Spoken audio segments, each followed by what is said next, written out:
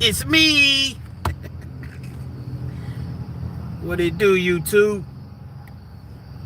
Pop up live Friday night. I know some of y'all bored. Need a little entertainment in your life. So who better to spend it with Real Kens TV for the next couple hours, man? Yeah, we definitely got some things we need to discuss this evening, if you will. No, I got to give it a moment for people to pop in into the building. You know what I mean? Got a whole lot to talk about this evening, respectfully.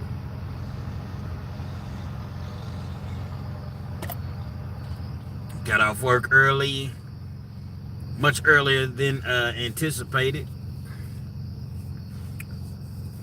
Partner wanted me to go hit the streets tonight. I said, nah, man. I'm gonna go jump on this YouTube one time. Y'all double tap that screen. Double tap the screen for me. Get these likes up. I need 10,000 likes tonight. I see that we got 6 people in the building. There you go. I appreciate that. Whoever did that. It takes like 0.25 seconds. It just boom, boom. Just double tap the screen. Somebody say something in the comment section. I need to make sure that my internet connection is, internet's been acting kind of funny. Bobby Johnson, OG Bobby Johnson. Cali in the building. I remember you from the other night, Bobby Johnson. See, I remember. Remember, I was like, I think I asked you, is that LA or was that Louisiana? And you was like, man, it's Cali, bro. I appreciate you, man. You know what I mean? Y'all double tap that screen. I need 10,000 likes tonight, man. Yeah, we definitely gonna have a discussion. So my dog got these dark glasses on, so I can't see half the time. My dog, what's good, James? You know what I mean? Absolutely. I'm dropping. I'm dropping it like it's hot, man. You know what I'm saying? Pause, though. Got to drop it like it's hot. Is it heaven? What's good, heaven? Heaven's my destiny when I'm with you. What's going on? Jeremy Jackson, JJ. Y'all double tap the screen. I need 10,000 likes tonight, man. Nothing's impossible. Jeremy Jackson said Athens, Alabama. Here for that message. Absolutely. Because guess what? There is a message. My dog Dreams 392 Scat Pack. I already know you on the grind. The Bronx is in the building. They stay in the building. I know you working them 12-hour shifts, boy. I might have to hit you up for a loan. Hey, I'm gonna put my cash app up, Dreams 392, which is $KENZ 1000, $KENZ 1000. Because every time I hear from you, you getting that bag, man. Guess what? That's how it's supposed to be, man. Nothing but love to you and salute to you, man. Y'all double tap that screen for me, man. We got to get these likes up. I need 10,000 likes. This is the engagement. A lot of people are not fully understanding that the engagement is what how YouTube determines if they're going to send your videos out and promote your channel or whatever. So when you hear people that you're watching encouraging you to hit the likes, comment, and share, that really, really helps your channel. So I need y'all to double tap that screen, man. It takes 0.25 seconds, man. Yeah, I mean, Bradley, what's up, Big Juicy? Oh, whoa. Big Juicy. What the feezy? Are we on the foolery already? You know what I mean? Dreams. Here with another 12-hour shift. Absolutely, man. You got to get it, man. Get that money and stack it. And once you able to, invest it or do something else that you care to do or whatever, then take off from there, man. Jackie Harvard Steelers. Every time Jackie jumps on Steelers, hey, the Steelers, man. I'm not really a Steelers hater for real. It's crazy because, as I've talked about before, I'm a Cowboys fan, but I lightweight like the Steelers. It's crazy, man. Don't drop it like Diddy. Drop that soap down. Nah. We not talking bad about Diddy, man. We not doing that, man. Diddy good, man. He gonna be good, man. You know what I'm saying?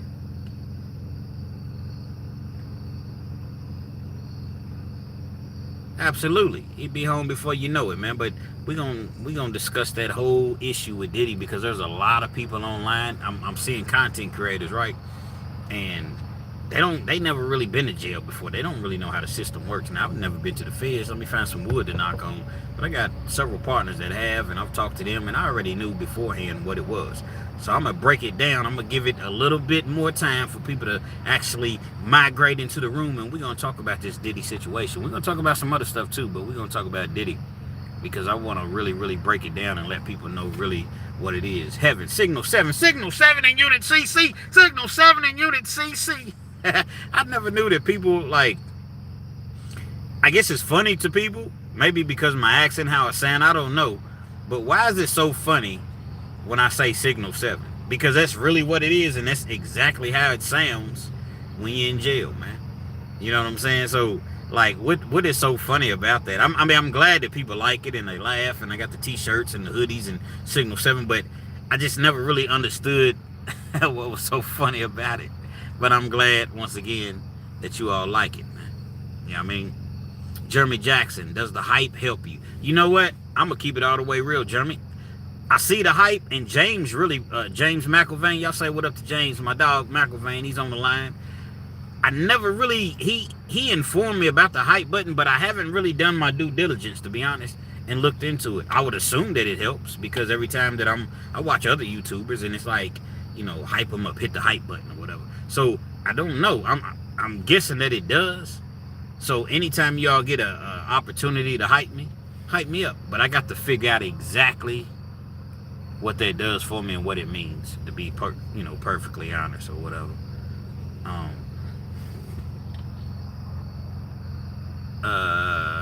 Poetic and Black. Why he calling you Big Juicy? I don't know. That's what I'm like, bro. What Big Juicy? What are we on? What are we doing? I'm not sure, man. My guess is as good as yours.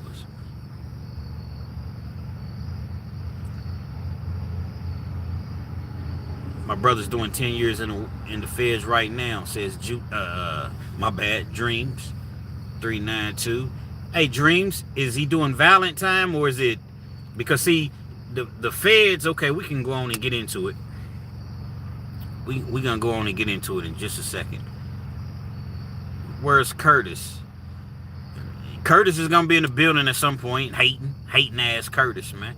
That's what I call him. HAC, hating ass Curtis. But that's my dog, and Curtis been rocking with me since the very beginning. Like my dog TB is in the building, number 6. Number 6, he's the number he calls himself. Well, we call him number 6 or refer to him as number 6 because he was the number 6 subscriber that I had, man. Believed in me when nobody, like, when I jumped on YouTube, I didn't know what I was doing. Halfway, still don't know what I'm doing. And I just started making videos, man, and people, you know, it's crazy. If y'all ever go back and watch my older videos, because I watched like 2 years ago. Actually, it's more than 2 years ago. It's probably closer to 2.5 years ago. And so I look back, I reflect back, and I watch some of my older videos, and I see like how far I've come, you know, from when I first started or whatever.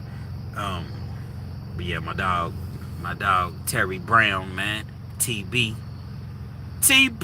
we all we got.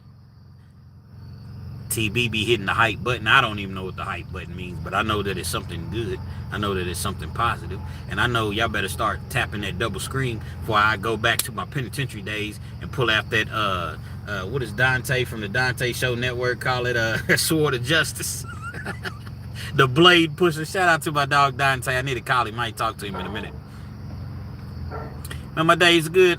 Jackie Harvard, how's your day? You know what I mean? Just getting off work. Got off a little early.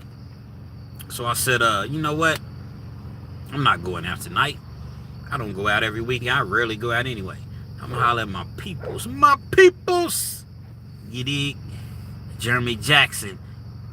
If I read it right, it helps you get noticed. I'm sure there's more to it. Absolutely. So any chance that you all get to hit that hype button on me, man, hit the hype button, man. You know what I mean? I'm trying to get this channel really, really out there, you know. Dante still getting dudes locked up for child support. You know what? I don't know, but I know when I talked to him and I called him out about, what was that, about a month ago? He said, man, any dude that owes for child support, he's coming after.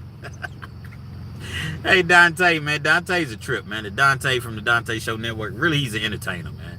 That guy, man, is a good dude for real, man. He got like 5, 6 kids. I think 6 kids, all boys.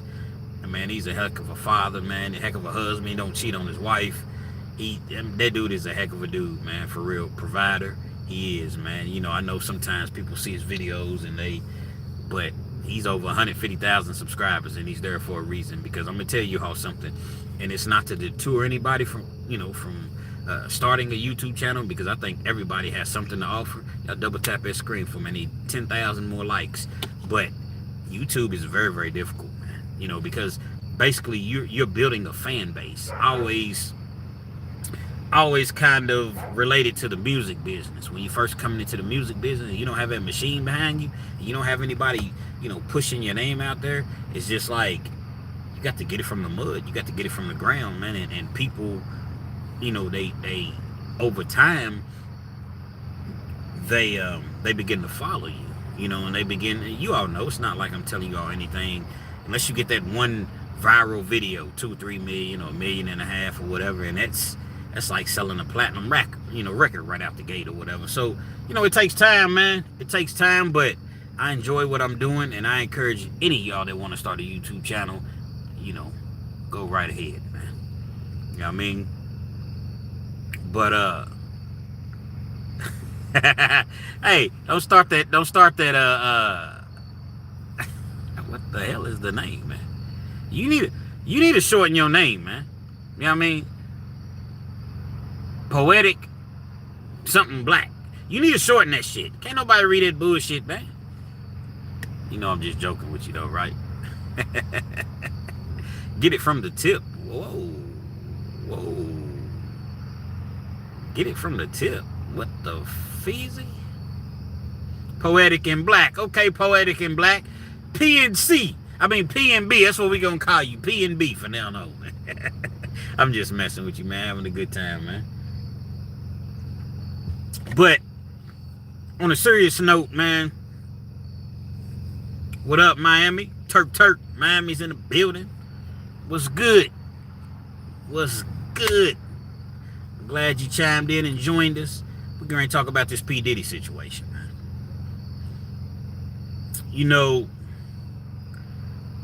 My thing is this. I've been following this P. Diddy situation from the entire time, man. You know what I mean?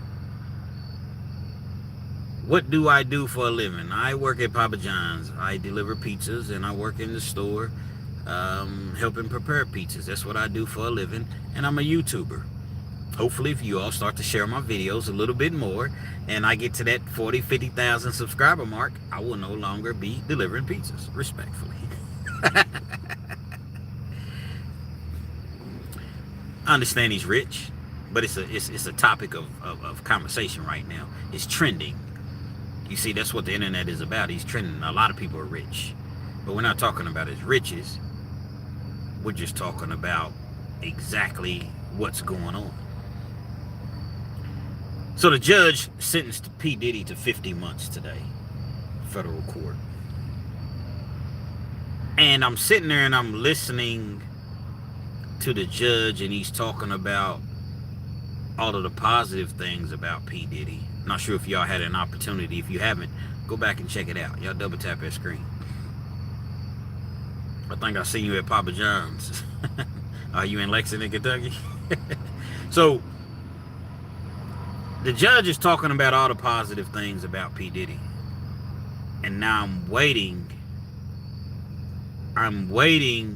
for him to be like, but. You see, we know that the but is ultimately coming, man.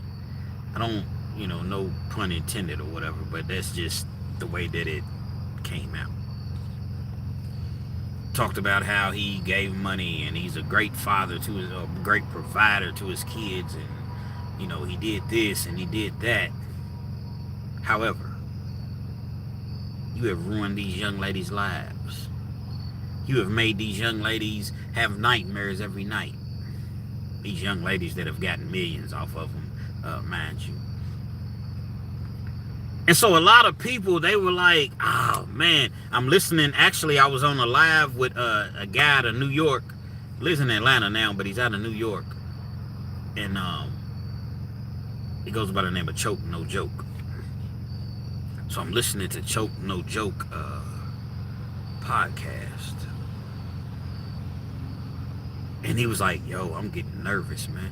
Now this dude, Choke No Joke, man, he used to work for Rockefeller, you know, Jay-Z, Dame Dash and all them. He was like the film dude, and he did the producer, and like he, you know, he had an intricate role or whatever. And I listened to him often, and he's like, man, I'm getting nervous. I'm sweating. So I'm thinking to myself, just think of how P. Diddy's feeling. I want to explain something to you all when you are facing Johnny Law. I don't care if you got 500 billion. All the money in the world can't help you when you facing Johnny Law.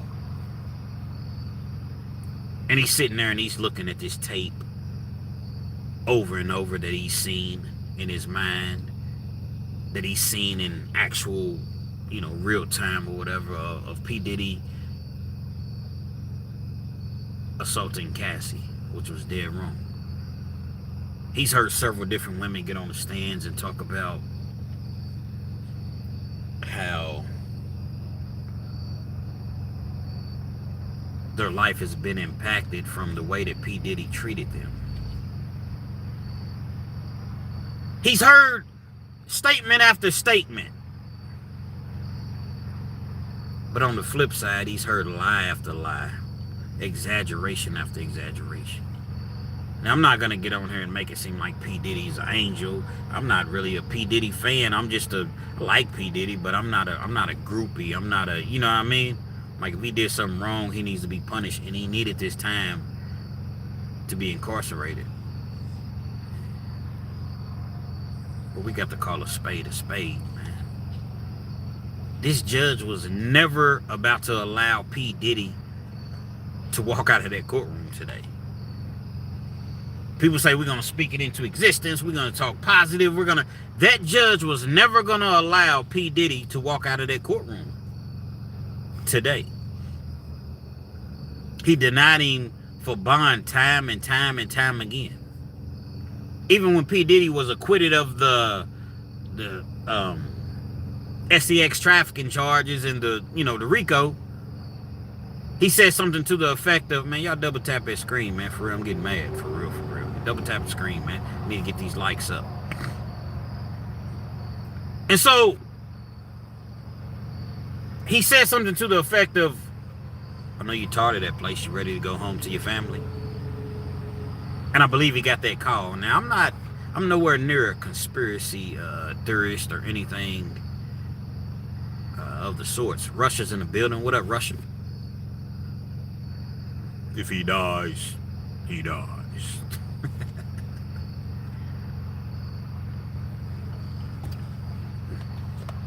I'm not a conspiracy theorist by any stretch of the imagination. But Diddy had a debt to pay, a price to pay. Whoever the higher powers are in this situation, I don't believe that they wanted him tapped all the way out. Because they wanted him tapped out, man, he'd have a life sentence right now. But now you got to go lay down for a second. Not to spend some of that money. I don't know for a fact, but I would guess that P. Diddy spent every bit of $60-70 million on his defense team, maybe $100 million. Spent a lot of money. Now, I understand that what he said to the court today, that I've spent all my money, I've lost all my businesses. Diddy, you still got a $50-60 million yacht. You still got a $50-60 million plane, and you still own 2 homes, minimum 2 homes, that are worth over $50 million with no mortgage. You're not tapped out. You may be tapped out as far as liquid cash. You've lost your businesses, but you got a big lawsuit. I believe that you still have your hand in revolt. You see what I'm saying? Like, you own masters. So you still have bread. That's why you're wanting an appeal, and we're going to talk about that just as well. What do you think? If you get an appeal that it's not going to cost money, you got to pay your attorneys all over again. If your sentence gets vacated, thrown out, and then they charge you again, you have to pay your attorneys, and you don't seem to be worried about that. So money is not an issue at this point with P. Diddy. He'll be out in 18 months. We're going to talk about that because I think that there's definitely some validity to that. But I'm going to keep it all the way real. I'm going to keep it all the way real, man. What up, Tariq? Tariq who? I know a couple Tariqs, but Tariq who? I appreciate you. I'm definitely going to keep it up, man. And so, as he's going through his trials and tribulations, they sent in a video of all the good things that he's done, and he spoke, his kids spoke, his mother spoke, all the letters that people sent in on his behalf, and all of those things are nice. But see, it's my opinion that the judge already had his mind made up as far as he's not walking out of that courtroom today. Now, I don't know what, I believe that the judge had like a sentence range, like, okay, I'm going to give him the low end this and the high end of that. See, the prosecution wanted 135 months, which is equivalent to roughly 11 years. 11 years. Not even the probation and parole that does your PSI, pre-sentencing investigation. They didn't even ask for 11 years. They asked for, I think, 5-6 years, somewhere right around in that range. But the prosecution, they've been playing chess as well the entire time. You see, initially when he was convicted, they wanted 5 to 6 years. But somebody in the office said, no, we can't do that. Because the judge is probably going to try to appease us and appease them just as well and give him half of that, 2.5, 2 years, 3 years, somewhere right around in there. So no, we must ask for a higher range of 11 years, 135 months. Man, y'all rock with me, man. Y'all rock with me. I'm giving y'all the real, man. Some people give you the real, but I'm giving you the real.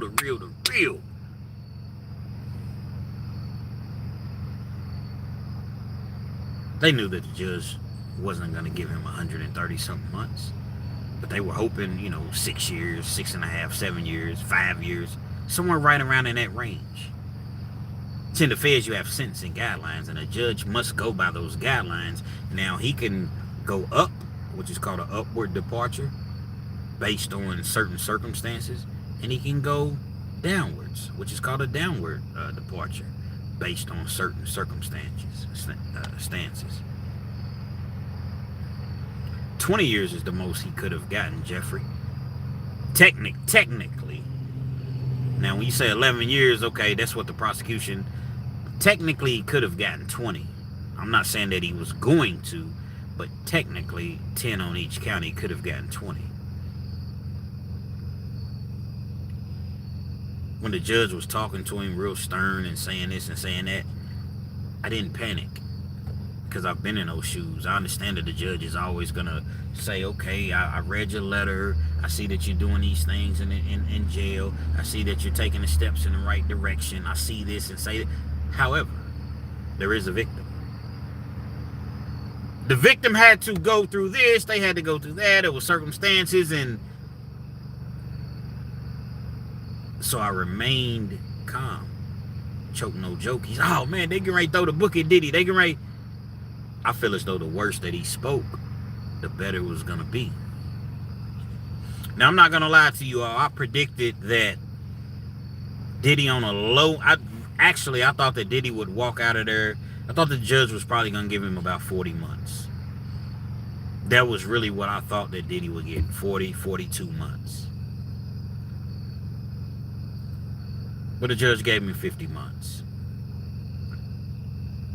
Diddy, he cried teared up. But I don't think it was so much about him having to spend more time in jail. I think that it was more so of I had my mind set going home, man, being with my kids, man. 50 months sounds like a long time, and it is. 50 months is a long time, man. I don't care. Man, I can do 50 months on my head, Kens. Okay, well, you do it. But I can't. And I've done 11 years in the Kentucky Department of Corrections. And like Fleece Johnson says, man, it's documented. He's in one of the worst county jails in America. NBC Brooklyn, whatever it's called. Is it NBC or I think it's NBC Brooklyn? One of the worst county jails, man. Let me tell you all what happens with Diddy from this point on. First of all, his lawyers are going to file that appeal. They probably filed it today. But if they didn't, first thing Monday morning is going to be an appeal filed. At this point, it's out of Judge, what's his name, Submarinian, whatever his name is. It's out of his hands. Now it's in appeals court, appellate court. He's asking for the conviction to be thrown out.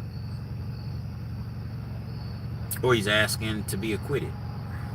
Can't remember the rules. It's like Rule 29 and Rule 35, 33, something like that. He's asking for one of the two things to take place. He has the best appeals lawyer in America. It was never going to work with this judge. He was not going against that district, New York. He just wasn't going to do it. Again, you're going to have one or two things that take place. But prior to those one or two things that take place, they're going to start to process Diddy. When I say processing, the BOP, the Bureau of Prisons, he's going to get sent to another facility. When he gets sent to that facility, that's probably where he's going to spend his time. He's not going to a max. He's not going to a USP, because remember, he was only convicted of the Mann Act. He's going to go to a low-level camp, somewhere that's not going to be violent. It's not going to be... Now, you always got to keep your head on a swivel when you're locked up. Don't get it misconstrued. I've seen some of the worst beatings at camps. But in the major scheme of things, he's going to go somewhere that's low level. A lot of these people that's jumping on the internet and they're talking, when he has to do 85% in the feds and you got to do... They don't know what they're talking about. See, they push their videos and they get freaking 100,000 views in the first day. But they don't know what they're speaking of. They have something that went into effect. It's called the Mann Act. Actually, I just said that totally backwards. I know I'm on live, but I'm going to still rewind. The Mann Act's what he was convicted of. I'm sorry. The First Step Act. The First Step Act, if you're a federal inmate, they always did 85%. Always. No exceptions. Now, you can take a class and it knocks like a year off your sentence. It's like it's a drug class. I think it's roughly a year long or close to a year long. And it knocks a year off your sentence. But other than that, you was doing close to 85% of your time. Now that the First Step Act has come into play, when they take classes, like if you over a certain, like P. Diddy's over 50. So there's some cushion for him there. You know what I mean? When I say there's some cushion for him there, meaning that if he takes classes, certain classes or whatever, he's getting time off of his sentence. My partner, man, just came home. Had a 7.5-year sentence. 7.5 years. He did 2 years and 9 months. Then he got to the halfway house. Had to serve 4 or 5 months in a halfway house. Matter of fact, 3 or 4 months in a halfway house. And then he was able to go home. So what's going to happen with P. Diddy is, being that, and see, with the First Step Act, all crimes don't apply. It can't be violent. It can't be the sexual. When I get that feeling, I need sexual feeling. Actually, healing. Whatever the case may be. Atlanta, Georgia's in the building. What's good, Atlanta? I ain't been to Atlanta since Freaknik. But I'm going to come back, though. Is it the 404?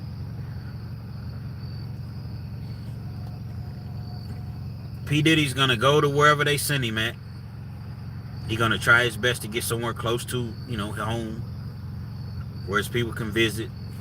And he's going to get to taking these classes to where they're knocking off time off of his sentence. And what's going to happen, P. Diddy's probably be, I don't know, maybe about 9 months, roughly. I say he'll do about 9 months. And then he'll be halfway house eligible. No more than a year. Say he does a year, he'll be eligible to go to the halfway house. He'll spend a few months, if that long, in the halfway house. Then he'll be home. Now, I believe that that's the worst case scenario. Come on back to the A when you get a chance, sir. I don't know nobody in the A, man. I got to know somebody in the A, you know what I mean? But I definitely want to come back. But I believe that that's going to be the worst case scenario. I think that Donald Trump is probably going to give P. Diddy a pardon. Or he's going to get his case overturned. That's just what I believe. I'm not being hopeful. I'm not, because to be perfectly honest, I don't care no more than he cares about me. You know what I mean? I'm just being, I'm just trying to be honest. Trying to be neutral. I believe that Trump is going to pardon Diddy. Don't know when. Maybe within the next month, 2 months, 3 months. But Trump is so obnoxious. He cannot stand the Southern District of New York. You know why? Because that's the same district that convicted him. He can't stand them. I wouldn't be surprised if Diddy's home before Christmas. Maybe even Thanksgiving. I think that a pardon is his best chance. And see, the thing about a pardon, it's like this whole thing never even happened. He's not a convicted felon at this point. It's like it never happened. I believe he's going to get a pardon. He's going to have to kick some millions, however they work that out or whatever. Because he just does not like the Southern District of New York. That's why the lead prosecutor ended up getting fired. Now, I'm not saying that it was solely because of Trump. He just doesn't like them. And they don't like him. And he knows it. Trump is a guy that marches to the beat of his own drums, especially while he's president. You know what? I'm going to pardon P. Diddy. Trump said some real ass shit, man. And I'm going to keep it all the way real. See, I'm not one of those. Let me hook my charge up. Shit already been hooked up. But, it is what it is. Respectfully. Trump is so gangster with it. I'm not saying I'm a big Trump fan. I don't really follow politics, to be perfectly honest, because none of that seems to ever affect me. Trump said, man, I've done more for you, for your people, talking about the blacks, than your own people have done for you. Said that shit on national TV. Think about that. I've done more for your people than your own people have done for you. Man, that man does what he wants to do, man. I understand him and P. Diddy had a little falling out. He never really had a falling out. It was just that, P. Diddy got a little older and he was going, trying to sway people to vote for, the Democrats or whatever. And there's a couple of things that were said or whatever. But guess what? That ain't nothing that a few million can't, kick them a few million, man. It's all good, man. Think about it. Kodak Black. Pardon me. Think he came free? Think he came cheap? Nah, but see, he had that bag, man. I feel you, Carrie. Is it Carrie? Because I want to make sure. Okay, Carrie. I feel you. Pardon Lil Weezy. Lil Wayne. He's pardoning a lot of people, man, that he's never met. Okay, Carrie. He's never met. Think he's not going to pardon P. Diddy that he personally knows and has a relationship with, even though it's been a while? Don't be surprised to see P. Diddy out within the next... He might make him sweat a little bit. Okay, he talked a little shit about me. Let's make him stay in there until, after the new year. Then you heard somebody today, well, I did anyway. Oh, man, if he pardons him, it's going to be at the end of his term. For what? It's the last term regardless. Why do I got to wait to the end of the term? If I want to pardon him, I'm going to pardon him.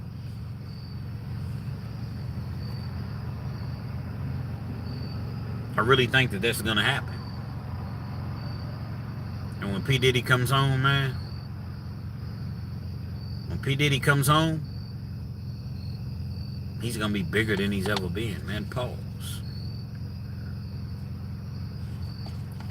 Let me explain this to you. Man, the man didn't snitch. The man didn't tell. The man stayed strong. The man stayed true.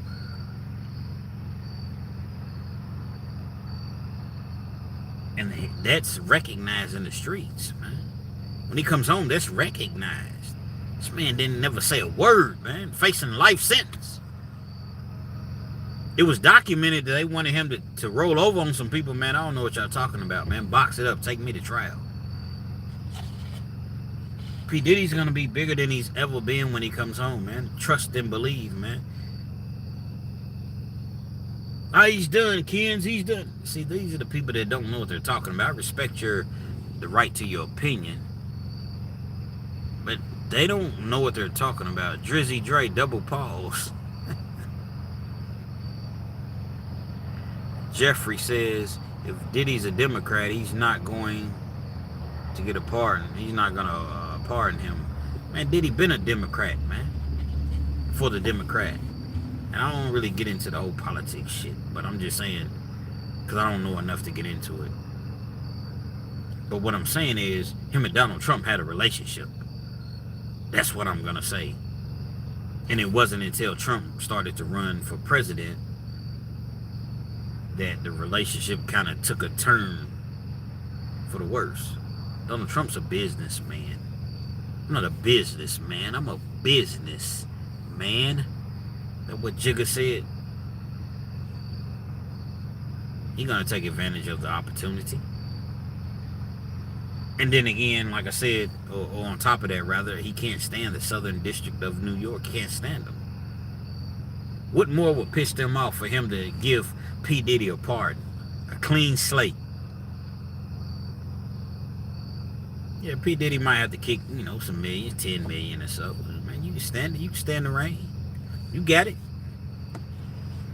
If you don't got it, sell one of them mansions, man. You got it. Guarantee you. I can't guarantee it, but that's just my opinion on it. So I just wanted to get on here and talk about, like, what was next. But in the meantime, in between time, before all of this happens, unless it happens immediately, they just going to process him, send him through the BOP, Bureau of Prisons, and he's going to go to a camp. And the thing about the camp that he goes to is going to be way less violent than where he's already at, man. He's going to be laid back. Ain't nobody going to bother him. He's going to get contact visits with his family. Because, he's flying his family in wherever. It don't matter where he's at. They could send him. They got a lot of people ended up coming here, to be honest, in Lexington.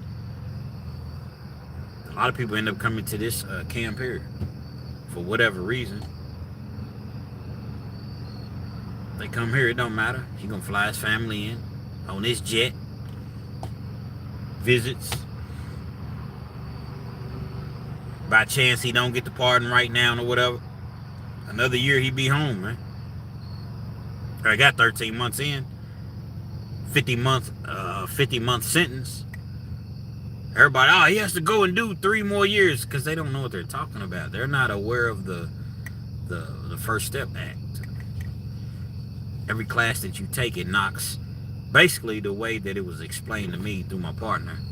When you taking these classes and they take your age into the consideration, every month that you do, you get damn near 17, 18 days knocked off your sentence.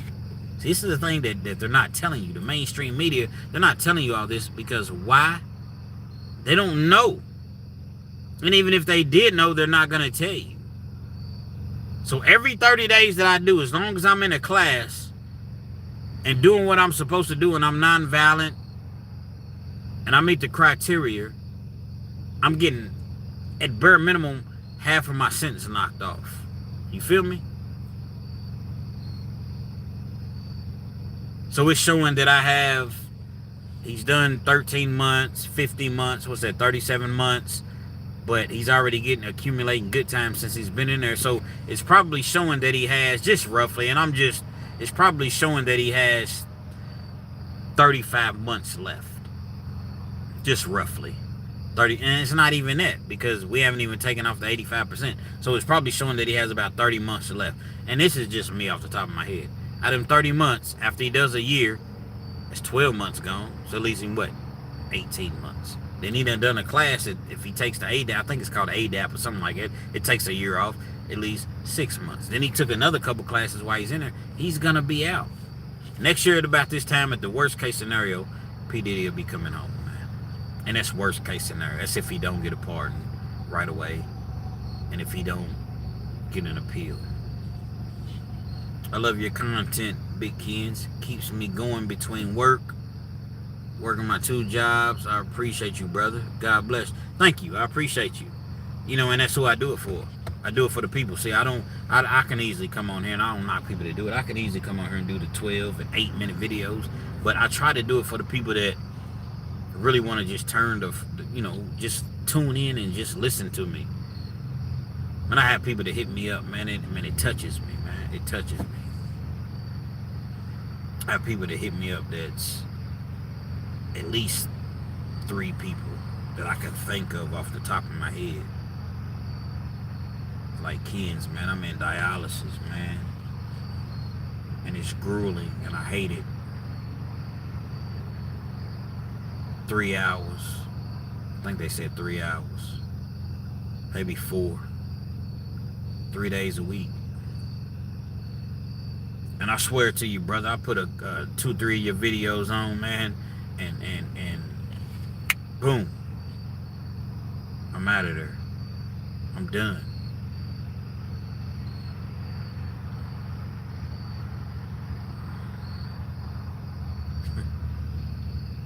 Think about that, man. People that I've never met. Thank you, TB. People that I've never met are telling me that I influenced their lives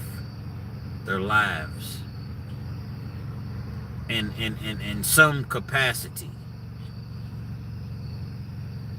You hooked to a machine that's keeping you alive, and you have to have this machine to keep you breathing.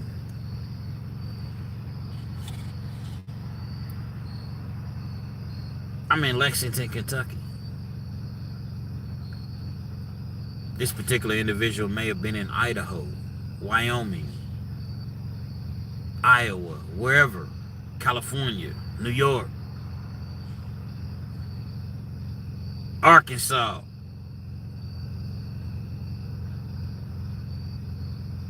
And they're listening to a person that's giving them the vibration, the energy, the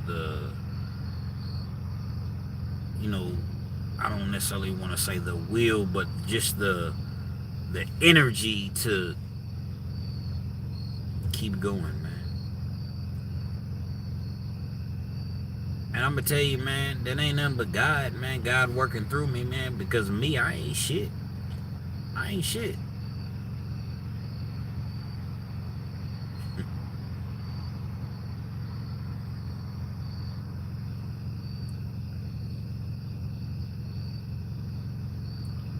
All I do is just get on here and speak my truth. talk about the things that I've gone through in life, talk about the things that I've seen and witnessed and heard that other people have gone through. But when it comes to me, man, I ain't shit. I don't care if I get to 500,000. I don't care if I get to 1,000,000 subscribers, man. I'ma still be the same, man, because I ain't shit, man. And I'm not saying that in a way of I'm not saying that in a way of like I'm nothing and I don't think anything of myself. What I'm saying is, like, I'm humble. I'm just a regular individual, man. Thank you, Carrie. Thank you. You're a king and a vessel for God. Thank you. But when I say I'm not shit, I'm no better than nobody else.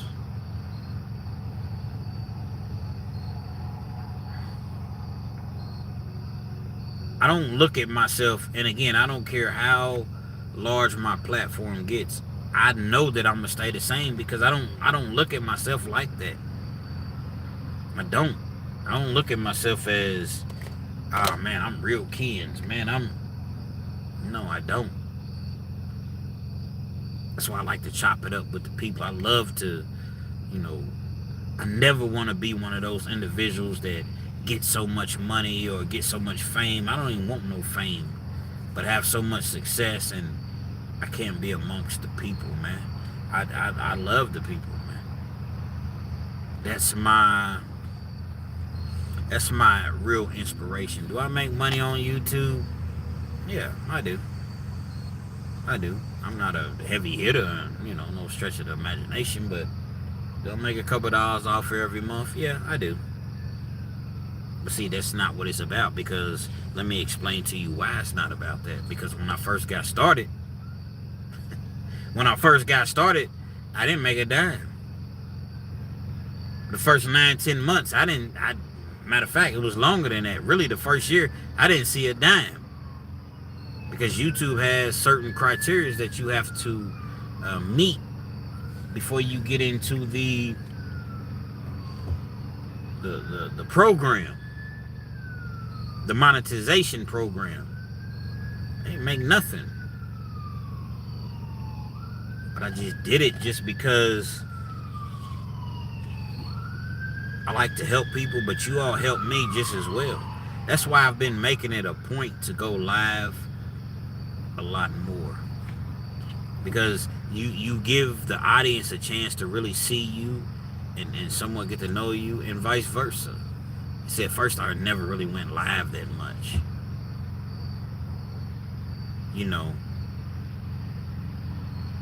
Absolutely, TB. You say, man, I've been the same since the very beginning, man, because I mean, I only know how to be me.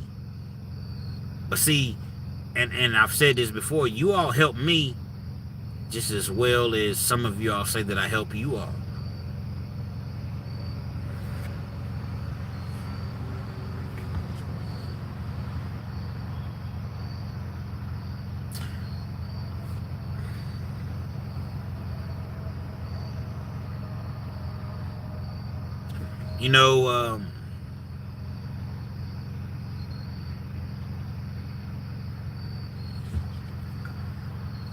There have been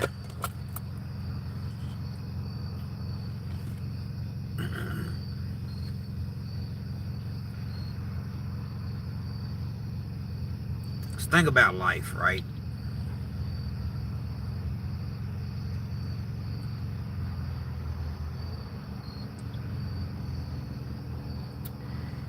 You tell your story,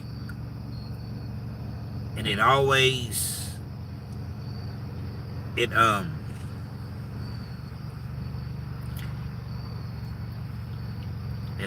makes you reflect back.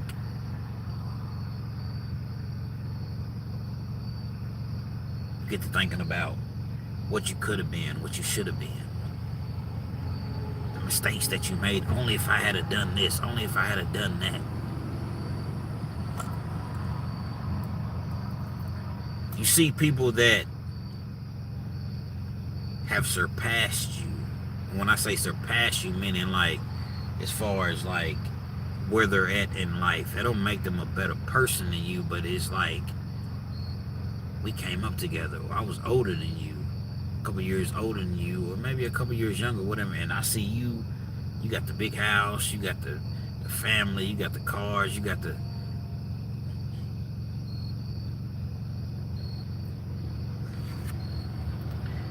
And then it's like, damn.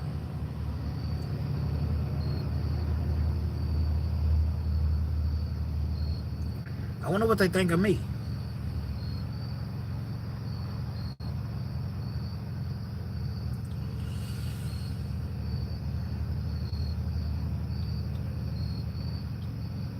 I wonder what they really, really think of me.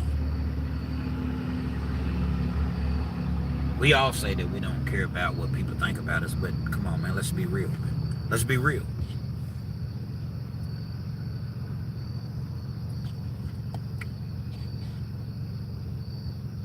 Yeah, they act as though they're happy to see you. Maybe they are happy to see you. What's up, man? What's up, bro?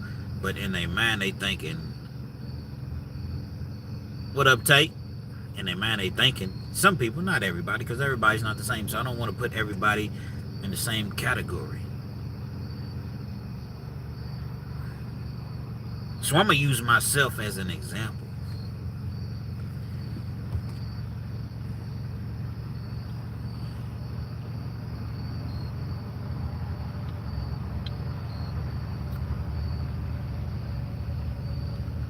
You know, the things that you do in life, you do in life.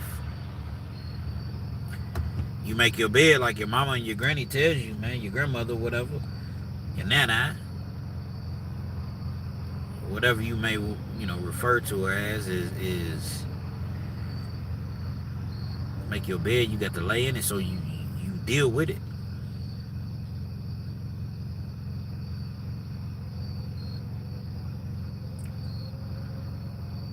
Damn, man. I'm about to jump back in it. I'm about to get me some money, man. I'm out here delivering pizzas and shit.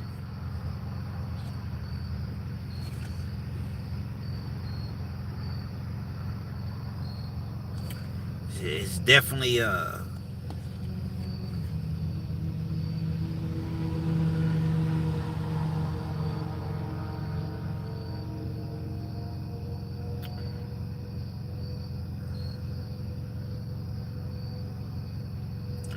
it's definitely a mental challenge.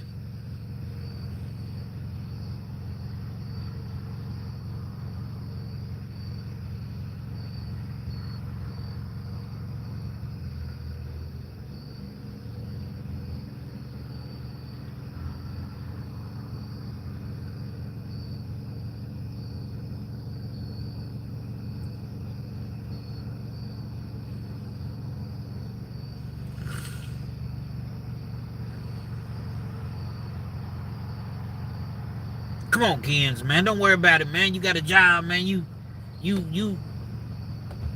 But see, when you know what you were supposed to be, it's like an athlete. Think about it. You got people that supposedly were better than LeBron James, and I seen a documentary one time, but I can't remember his name. My dog TB may be able to help me out with this, but or the dude that was supposedly, he was from West Virginia where Randy Moss was from, and he was supposed to have been better than Randy Moss, and you mess that opportunity up, and then it's like later on in life, you get to thinking about this shit like, damn, man, I could have been this. You seeing LeBron, you seeing Randy Moss, you seeing all of these people, and you should have been right there. Don't have to necessarily be athletics. It's just like, damn, I could have, but you messed that up, and once you messed it up, it's like, damn, how am I gonna get back?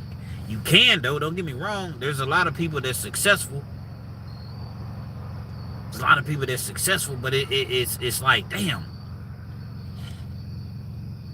So you deal with things, and you deal with the struggle, but again, you're not looking for any sort of sympathy or whatever, because you did it to yourself.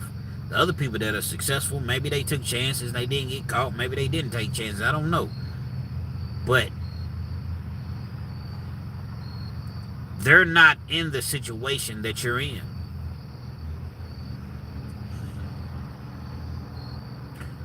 So I say all of these things to say that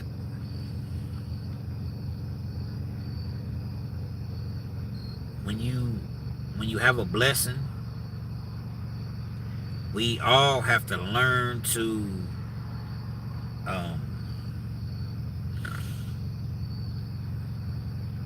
take advantage of that blessing in a positive way, though, not a negative, but because blessings don't always come around again, man. And if God gives you an opportunity and something comes around again, and it comes around again to a blessing comes around again to give you an opportunity to do things differently, we must take advantage of that, because it's not always going to be that way.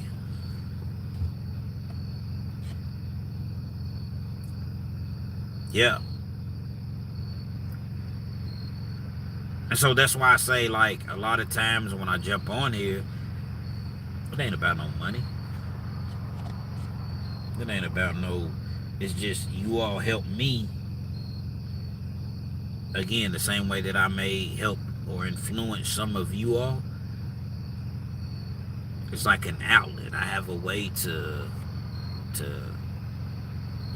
vent my frustrations.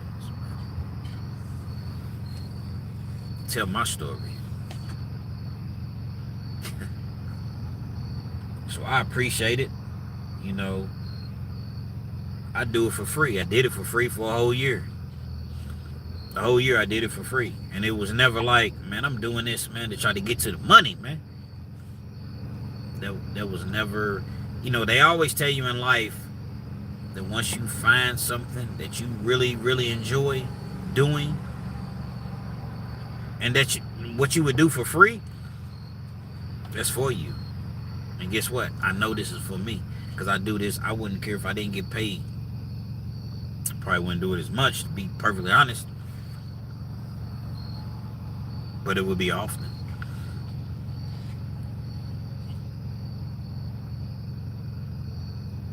I don't care how we are flesh, man. We're human beings. Nobody is ever in this lifetime, ever in life, gonna be perfect. We live in a judgmental world. People are always gonna judge you, and that's just the way that it is, man. We started off talking about P. Diddy, and it's all relevant to. It's really all relevant because, again, I'm not the biggest P. Diddy fan, but I am a fan of just people. And I do see that how people say certain things and judge you. And to be perfectly honest, I don't know if I said it earlier. I think I did, but if I didn't, okay, I salute that judge, man, because the judge could have really thrown the book at P. Diddy, man.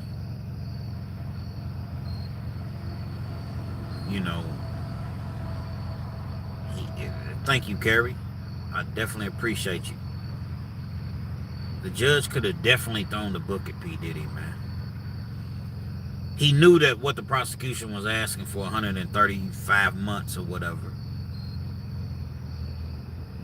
was excessive, and he said it. A sentence of 135 months is not necessary.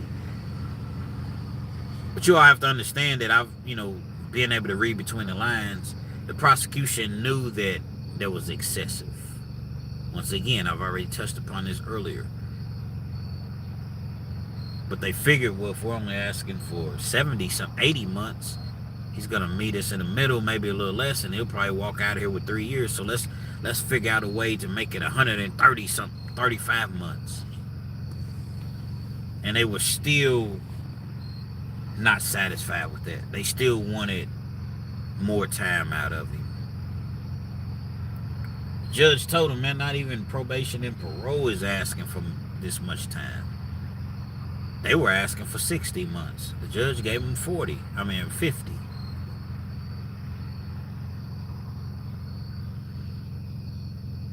I respect that judge, man, because he had a job to do.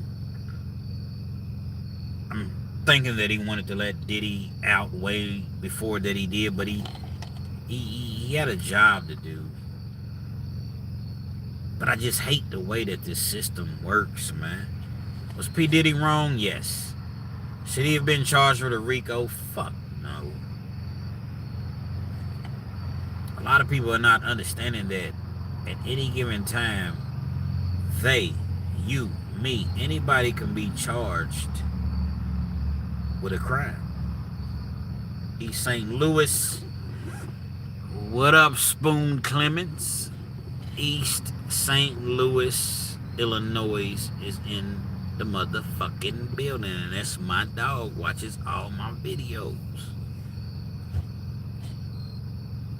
Underlay, mommy, E-I, uh-oh, it's on the night.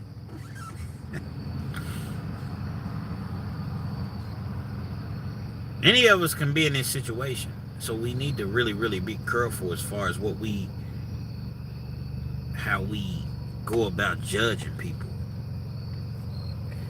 Again, he was dead wrong for putting his hand on Cassie, but man, it was just a money grab, man. Ladies, I don't know how many ladies in the building. Can a man make you stay with them for 11 years? I'm not saying that it never happens. I'm not saying that women are never afraid. I'm not saying that, but what I am saying is Cassie was blatantly with the shits. She was with it. They had a tumultuous relationship. You should never put your hands on a woman. Never, ever. Unless she just beating the shit out of you and you just have no other way to protect yourself, and that's a rare instance. I don't know. I know a couple hood females that'll beat your ass, man. So I'm just saying, and I'm saying that in light, but they will beat your ass. But the point that I'm making is you don't put your hands on people. And they had a sort of relationship to where they, that's what they would do. And the judge talked about how P. Diddy had the resources, the money, to control the narrative. And I know that that's correct because I've read certain things to where whenever him and Cassie would get into it, she would come out and be ready to go somewhere, get in her car, and the car's gone. P. Diddy done had the car repoed. Why? Because it was in his name. I know he was a rotten motherfucker, man. I know he was. I know he was a manipulative.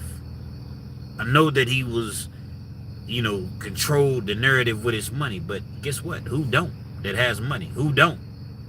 Not saying that it's right, but who don't? Still don't make it right. Just because everybody else jumps off a bridge don't mean you got to. But I'm just simply saying,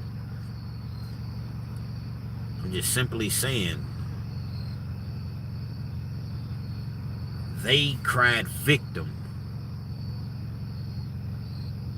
But were they truly victims? The judge made a statement talking about, I was here the whole time. I heard the ladies, the victims' testimony. But if you heard the lady's testimony, what about all the lies that they got caught in on the stands? Did you not hear that? What about, what's the other one? Not Mia, but the one, I don't even remember her name, not Cassie, but the other one. And they concocted this story and said that P. Diddy hung her from over a balcony by her ankles on this specific night in question. Said that she was sure. And then they checked the metadata on the cameras and the pictures or whatever, and come to find out P. Diddy's in Jersey doing a Bad Boy reunion tour.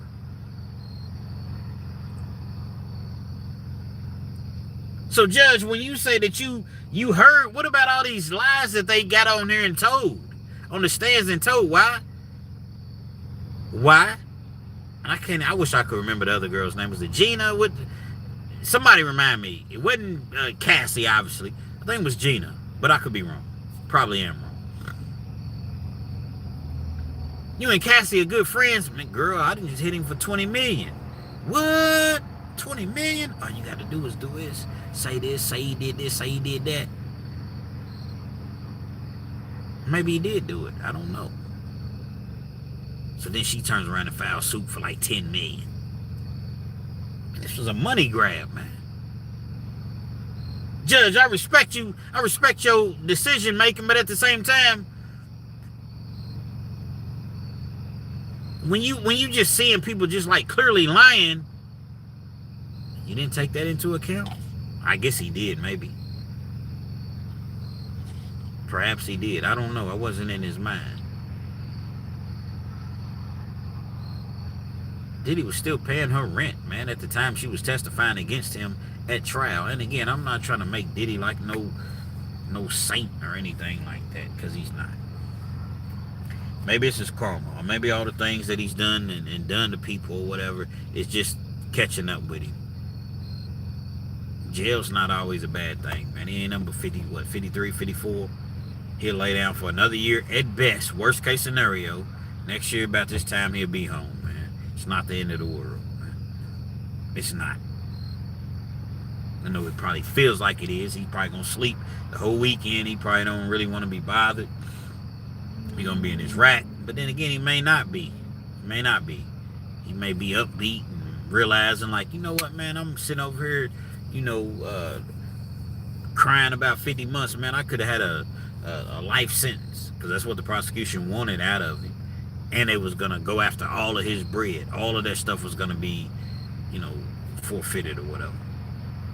They was gonna take it. He's just gonna take it, huh? Yeah, they was gonna take it. So, maybe he won't. I don't know.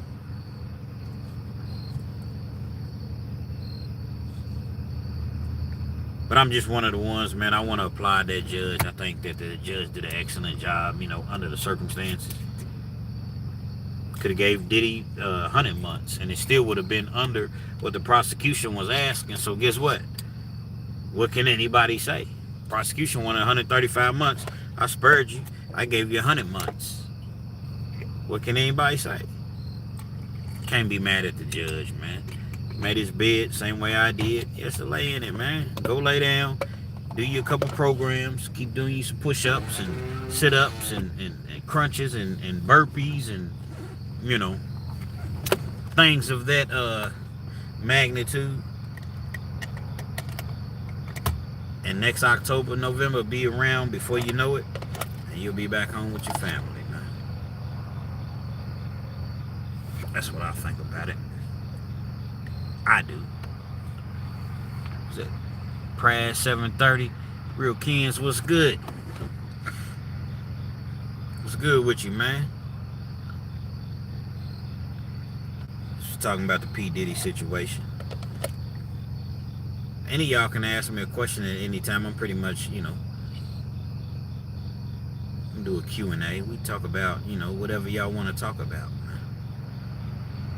I just definitely wanted to address that P. Diddy situation. And if y'all haven't had a chance to check my videos out that I dropped the last 2 days, go check it out, man. Hopefully you've already watched the videos. What do you do when they put a booty bandit in your cell? You in a cell, you minding your business, man. They put a booty bandit in your cell. What do? How do you react? Got part 1 and part 2. Y'all go check it out if y'all haven't already had an opportunity to check it out.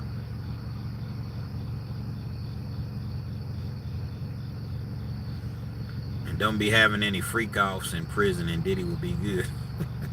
It's a damn shame you can't even have a freak off without potentially going to prison. And I'm only talking about Diddy some more because I'm responding to a comment. It's Q&A. Ask me anything you want to ask me, man. You can't even have a freak off, man. Do you understand that if all of those escorts that were flown in or being brought in, if they never crossed state lines, like say they were in New York and they had a freak off in New York, or they were in Miami and they had a freak off in Miami, and they never had to fly anybody in, this never would have even been a case, man. But because they flew somebody in, just imagine, I want y'all to really, really think about this. You got some bread, right? You got some bread.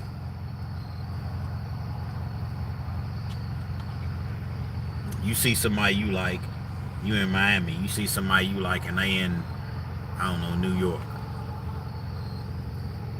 You and your lady, y'all into, bringing people into your bedrooms or whatever. To each his own. I don't knock it if that's what you like. So you thinking, okay, man, yeah, we gonna, man, come on in, man. My girl seen your pictures or whatever. Whether it's a woman, dude, whatever you like. Come on in, man. We're gonna take care of your flight. Make sure you're good while you're here. You're not even knowing that that's a fucking federal crime.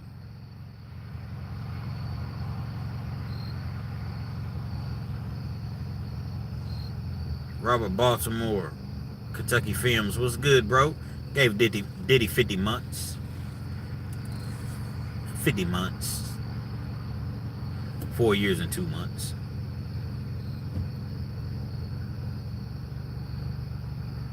But as I was saying, you fly somebody in from a totally different state, but because they cross state lines, it's a felony. Absolutely. Prize 730. Absolutely. Trail is a witch hunt. You don't even know that you committing a crime. And see, the job of a prosecutor is you're not supposed to just go after people simply because you can. You're supposed to, okay, when you're breaking a law, it has to be criminal intent. It's supposed to be anyway. I'm not going to say it has to be, but it's supposed to be, okay, you clearly knew. If I'm out here and I got 3 bricks in my backpack, then guess what? I know that I'm trafficking. I may not know it's within 1,000 yards of a school because they love to charge you that in Kentucky. They love to charge you with that in Kentucky. Well, you was trafficking, and then you was within 1,000 yards of a school. Then you ran from us, so it's fleeing and evading. And then you try to throw the backpack, so it's what do they call that shit? There's a charge for that. I can't even remember what it is. So one single course of conduct, you facing 70 years. 7, 8 different charges. Tampering with physical evidence. That's what it is. They so petty here in Kentucky, man. I'm telling you, man. You got 4 dudes that was sitting around smoking weed one time. And a joint, man. Not a blunt, not a black and mild, not a joint, though. Smoking a joint. Not bothering nobody.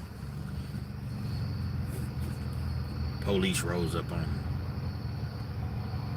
Everybody scatters, they gone. You got the one dude that's just kind of panicking. He got the joint in his hand. He don't know what to do. He just kind of, he sees everybody else run. He takes off running. Throws the joint.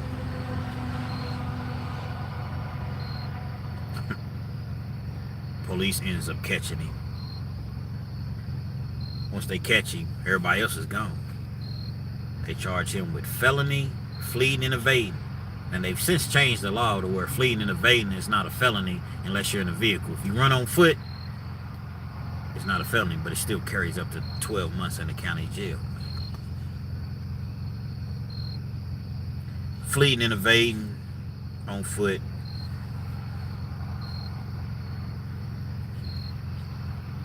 Facing 1 to 5. Then he's facing another 1 to 5 because he threw the joint and the officer found it. Tampering with physical evidence. Facing 10 years in the pen. 75, 8,000. I think it was a $7,500 bond.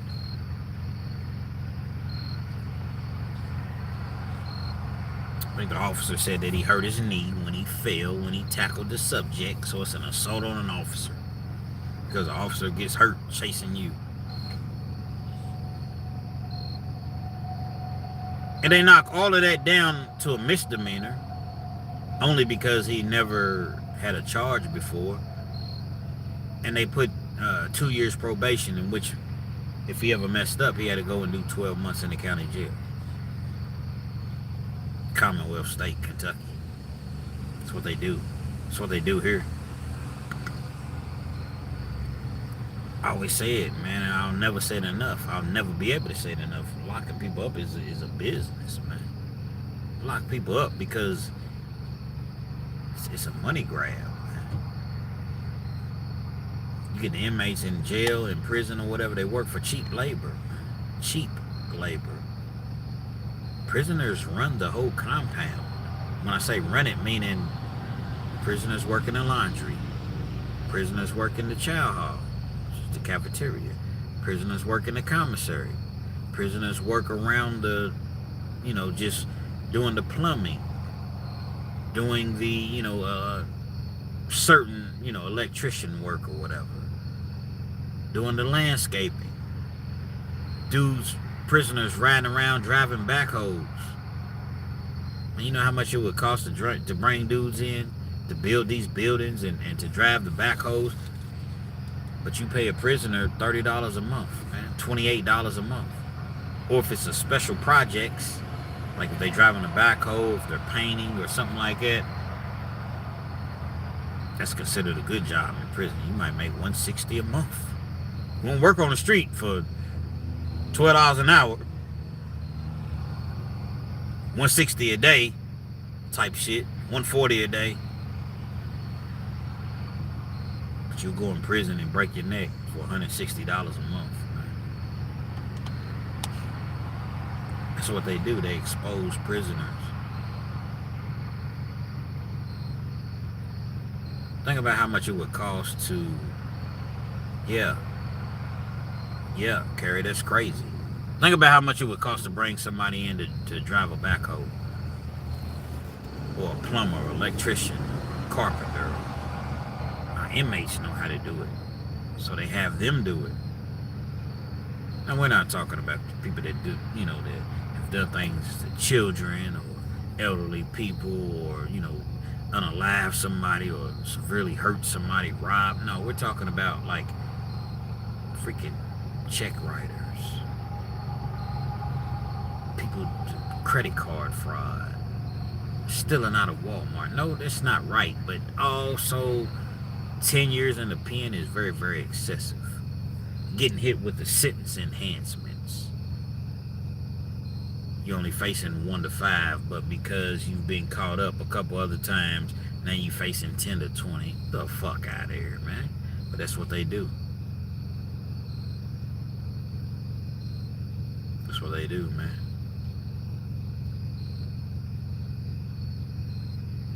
I feel you, TB. Gunshots on a regular. You hear them, on a regular, man. Stay safe, bro. You're on your back porch, so stay safe, man.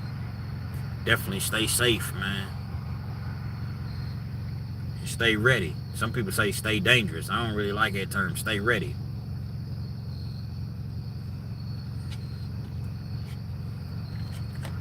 That's how they fill these prisons up. That's why and then what ended up happening was that all the prisons was being filled up. So you had these dudes that had money, or people that had money, rather. I don't know if it was dudes or... So they started doing private prisons. You got private prisons, man. Just imagine if you got some millions, you can say, hey, man, you and a couple of your buddies, and y'all open up a private prison. You got to keep these beds filled. The beds are not filled, guess what? Because the state, see the way that it works, the state pays the prison so much money per day, per inmate to house. So last time I knew, it was like $60, $70 per day. You got a private prison, right? You got 1,000 people, and I'm gonna just use that as an example because it's a good round number. You got 1,000 people at your private prison. The state is paying $60 a day for 1,000 people, 1,000 prisoners. Y'all do the math. What is that? 1,000 times 60. It's $10,000, $60,000 a day that's coming in. That the prison is getting for housing these inmates. $60,000 a day. 1.8 million a month that the state is sending. Absolutely, TB. Absolutely. You better. Fuck you mean. You better. deal with what you deal with after that. So you got 1.8 million coming into the private prisons. I'm gonna break all this shit down to y'all, man. And I think that $60 a day is low right now, because that was years ago. So this is just as as an example. 1.8 million a month coming in to house these 1,000 inmates. But you have to have so many officers. I get it. You got 3 shifts. So you have to have so many officers. You got to pay them out of that 1.8. You got nurses. There's so many nurses. 3 shifts. Well, really 2 shifts. You have to pay the nurses. You got the people that come in the kitchen, even though the inmates pretty much run it, but you still have people that come in. The food services that they use in Kentucky, it's Kale Well, which that shit is crap. Airmark got some good ass food, but not for the inmates. That shit is crap. Got to pay the COs, the warden, assistant warden, all the people that work in the admin, the administration building, everything that it takes to run this prison, it comes out of that amount the state is paying per inmate. Well, the prison gets a cut on the phone calls. You get on the phone, you call your people. I'm in Lexington. I want to call my people, and they live in, West Virginia, or they live in even Louisville, Kentucky. But you're still in Kentucky. 15-minute phone call, that's $5, $6 per call. Prison gets a cut from that. The commissary, which is a highway robbery, prison gets a cut of that. They do fresh faves. That's what they call it, fresh faves. It's like middle of the week type shit, like once a week. They'll do they may have chicken strips, fries, and something else. Cheesecake or some shit. That shit's gonna hit for $12, $13. They're making money off of that. It's always ways to make money off inmates. All of that money is going back to the prison. It's supposed to be, the commissary and all of that goes into the inmates. They buy more equipment, or they buy more weight equipment, or and they do, but they're going to take a small percentage. Okay, we brought in $1 million this year in commissary, and we're supposed to put, X amount of dollars back into the inmates. Yeah, we'll put $50,000, redo the basketball court, redo the weight room or whatever, but it's going in somebody's pockets. When they ordering food, you see motherfucking COs taking the food out of the chow hall, putting it in their trunks and shit, serving the inmates beans and coleslaw with Spanish rice. Yeah, they gonna make it sound delicious. Spanish rice, ain't no meat, none of the sorts in it. And they taking all the good stuff. And the good stuff that's remaining, they sell it to the inmates. The stuff that they're telling the state that they're supposed to be serving, pizzas, chicken strips, chicken tenders, the real burgers, the beef burgers, not the soy burgers. Nah, they selling those to the inmates on fresh faves, middle of the week. A whole lot of game being ran in prison. And Paul Harvey, I talk about this all the time. Paul Harvey, if you're not familiar, say you want to see and go look him up. Google Paul Harvey.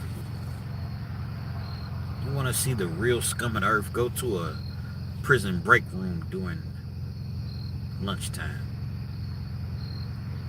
Yeah. Absolutely. Price $7.30. Little Caesar's pieces cost $25. You better motherfucking believe it.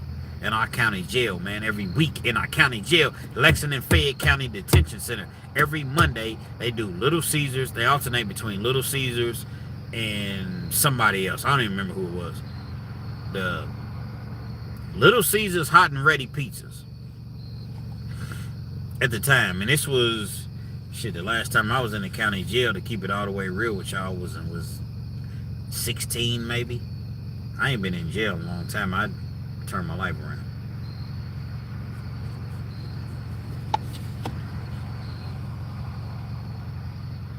Well, Kens, you turn your life around, you got the cup in your hand and in your car. Yeah, but I'm out right in front of my house. I just feel more comfortable in the car, man. Yeah. Never put me in a trick bag. They're selling the Little Caesars hot and ready pizzas. $18, man.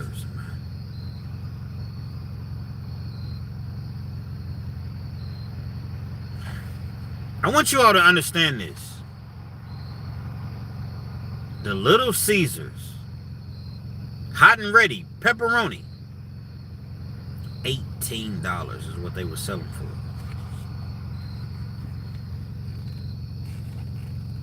Come to find out, there was so many people ordering the pizzas. Let me tell you about these greedy sons of bitches. There were so many people ordering pizzas to where, because that food in the county jail, in prison, the food is nasty, but it's nowhere near the county. Because prisoners, they gonna riot. They gonna burn that bitch down. Burning it down. Burning it down.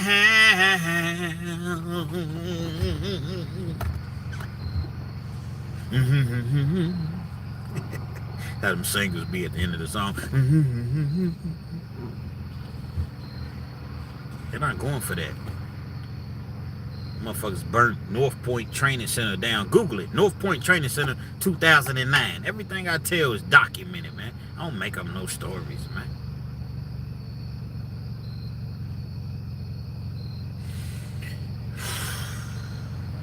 I hate the fact that they do people like this. They were getting those pizzas for $3 a pizza because it was a price break, the price cut, or whatever you want to call it, because there was so many people that was ordering the pizzas. $18, a $15 profit. It's not even including the drinks and wow. Steve-O, Diddy did win. He won. He won. That's why I said I applaud the judge, man. He won.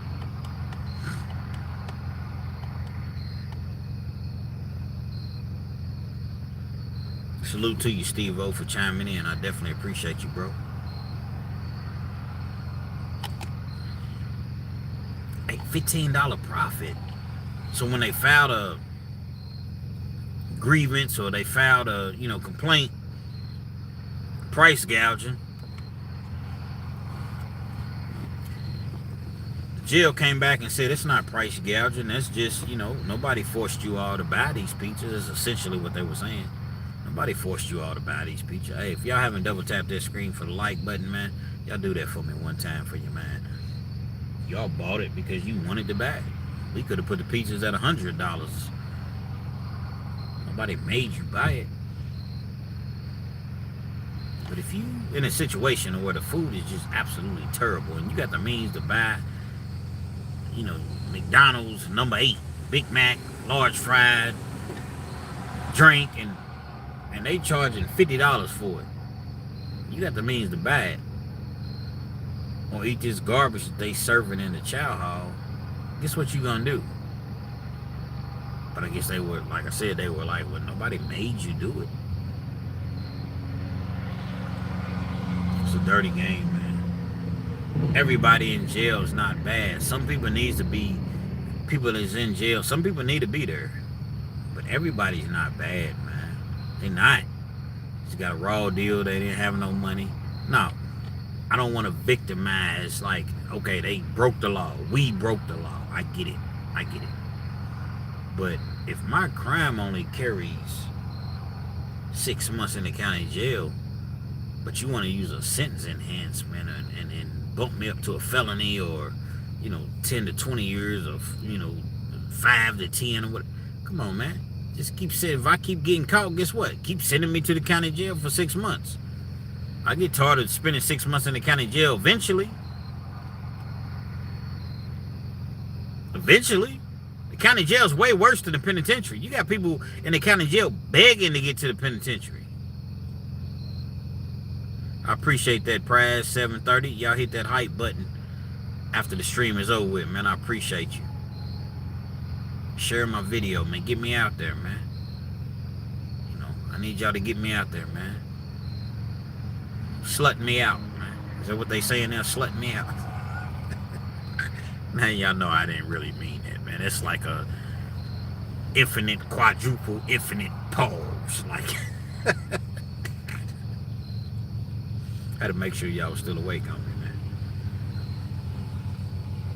That's what these young girls be talking about now, man. Slut me out. Slut, what the fuck? Slut you out. I don't even know what that means. I don't even know what that means. Slut me out.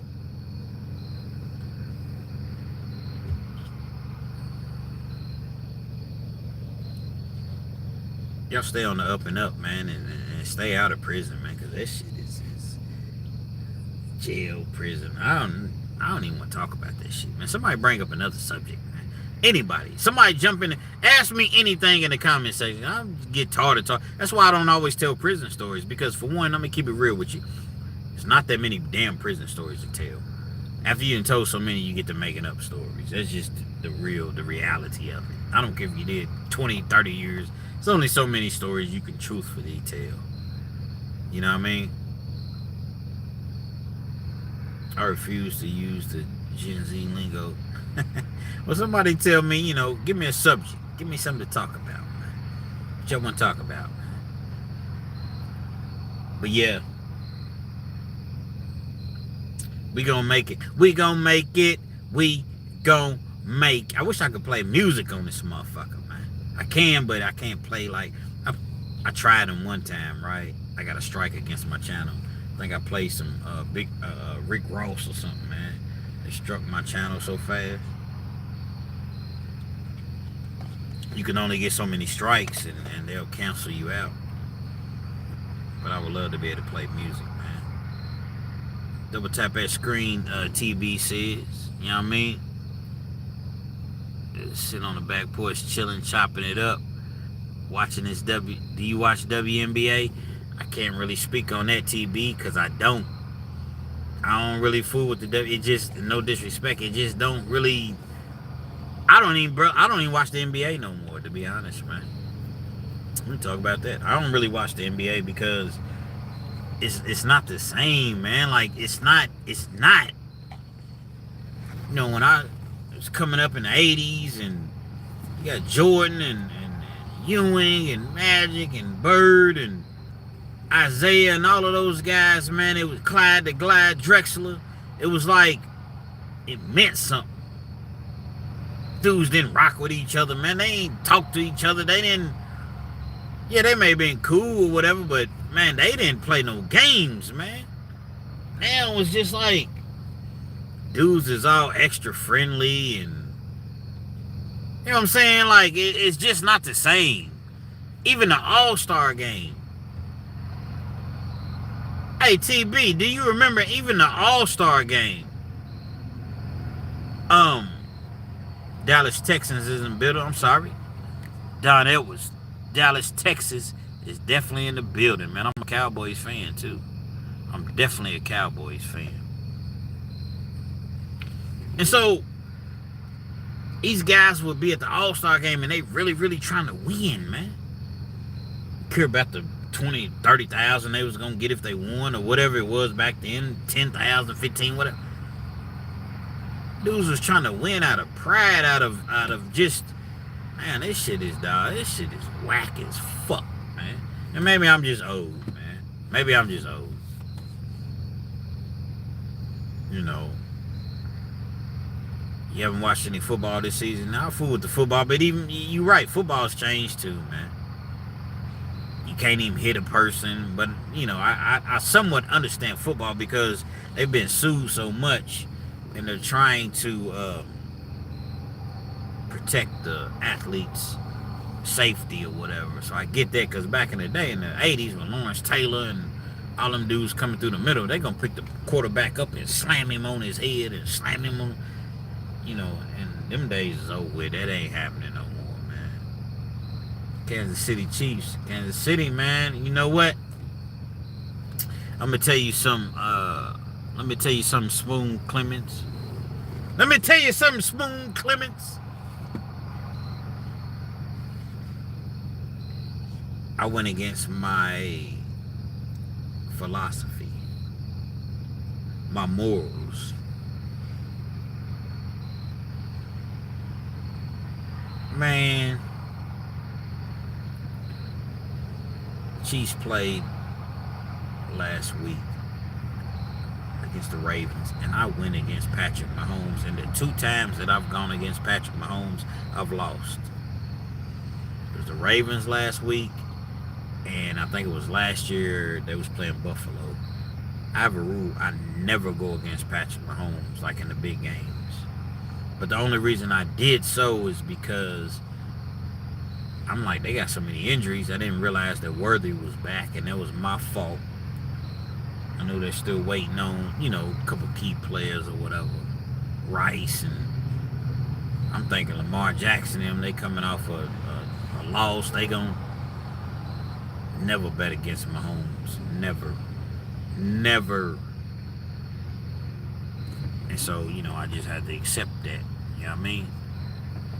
I had to accept that. So Kansas City, man. Jackie still screaming these Steelers. Jackie represents these Steelers. These Steelers gonna have to do a little better though, Jackie. I understand y'all, but y'all got to do a little better, man. You know what I mean? Brady always beat Mahomes. I mean, how? How did he always beat Mahomes? Brady was on the tail end of his career, not knocking Brady. Mahomes is that guy, man. I'm not telling you all something that you don't already like. That guy is special, man. That's why I hate when they always say, I hate when people say that everybody ring 7, yeah, but it wasn't against Mahomes. But I absolutely agree. 7 rings, how do you compete with that? But I hate when people say that everybody's born equal, because everybody's not born equal, man. They're not. We're never going to live in a world that's fair, and I get it. I'm not sitting on here complaining.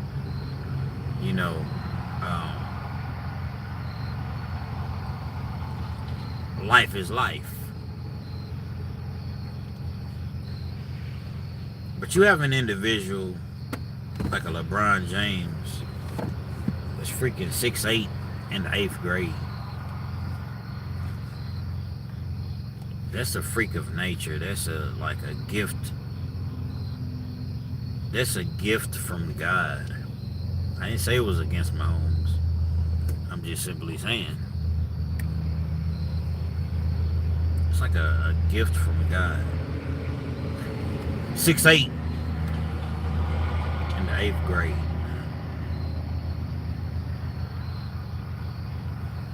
There's no way that an individual that's 5'5" in the 8th grade. So we'll fast forward, okay? Because, sometimes people have growth spurts. You're 6'8" in the 8th grade. So by the time you're in 11th grade, every college, the NBA, really 10th grade, but I'm going to say 11th. You're 6'8", 6'9". You really haven't been growing. Individual that was 5'5", now he's 5'10", 5'9". He's 5'9". He's cold. He's cold. One of the coldest point guards I've ever seen. Went to the University of Kentucky. And if y'all are not familiar with sports, Tyler Ulis. Tyler Ulis. Look him up. Kentucky Wildcats point guard. Tyler Ulis. Just didn't have the height. He came out with Devin Booker. Devin Booker done went on to make probably $500 million in the NBA, or he will. More than that. Ulis just didn't have the height. It doesn't matter, man. You got the heart. No, it doesn't work. Yeah, you got to have heart. Don't get me wrong. Don Edwards, I used to feel that way, but now, guess what? Fuck Dallas. I don't even say fuck Dallas. Jerry Jones, man, he need to get out the way, man. I'm sick of him. But so you got an individual that's 6'9" and you got an individual that's 5'9".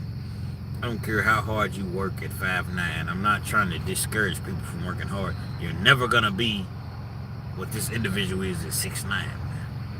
You're not. You're not. Work hard. It's always good to work hard. Always. But we have to be a little realistic about things just as well, man. Steph Curry's, man. This dude was born to do this, man. Steph Curry's amazing. He was put on this earth to do what he does. He's not that tall, 6'3", but he was born to do what he does. Michael Jordan was born to do what he did. We don't all have the same opportunities in life, man. We don't. Now, we have opportunities to do something well and positive in life. I'm not sitting here trying to discourage anybody. But there's certain people that's put here to do certain things. Randy Moss. Terrell Owens. These dudes was put here to do what they did, man.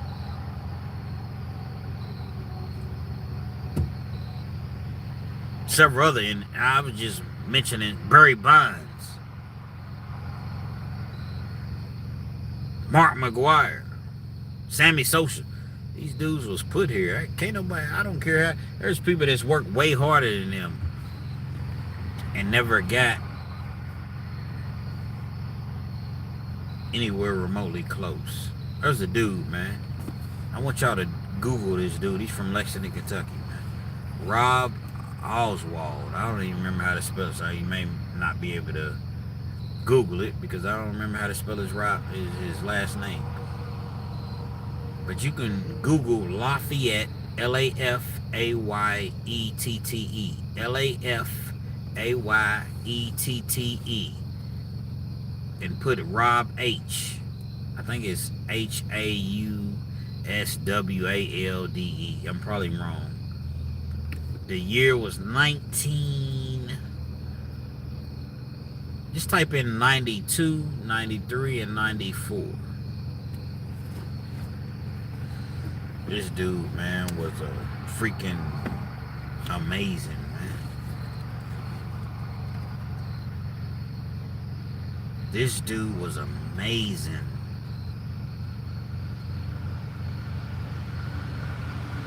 He was hitting home runs like crazy as a freshman, started on varsity. I think he started as an 8th grader, to be honest, all the way up through his senior year.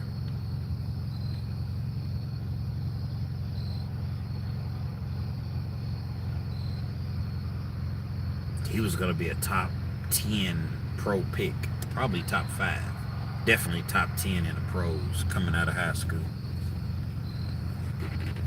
Problem was he was only 17 years old.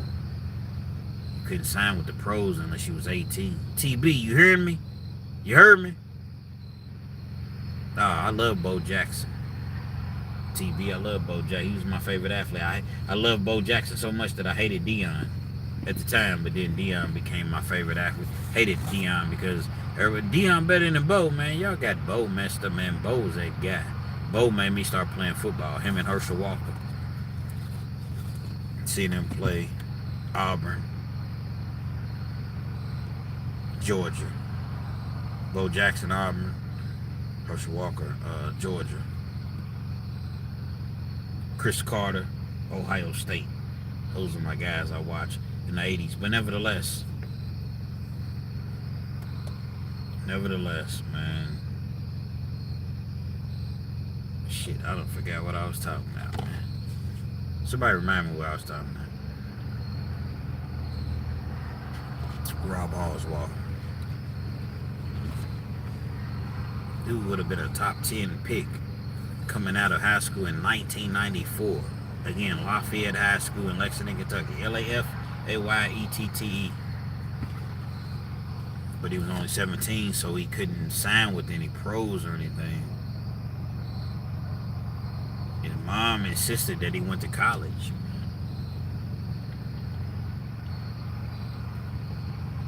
He wanted to go to the league, get that money, man. But his people was already somewhat good. They didn't, I'm not saying they were rich, but they were good. She wanted him to get an education. But the thing about college baseball is, once you go, like, it's kind of like football.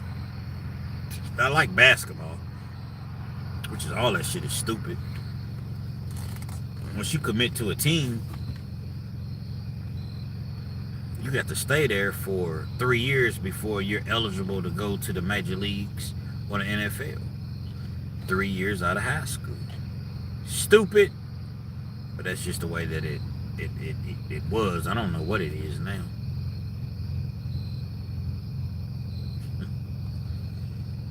He goes to Mississippi. I think he went to Mississippi State, either Ole Miss or Mississippi State. I can't remember, but I want to say it was Mississippi State. It was definitely one of the two. As a freshman, he's lighting it up. I'm talking about he's lighting it up. But again, now he done went to college. He can't go to pros for another 2 years. I want to say he was doing his second year, and I'm not 100% accurate because it was a long ass time ago. I went to Lafayette with Rob before I transferred over to another high school. This dude, man, as a freshman came in and just lit it up. Second year, he's still lighting it up. They go four-wheeling. Horrific, tragic accident.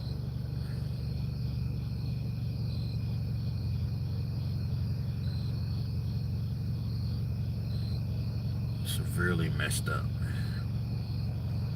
Messes up, but the main injury was his eye.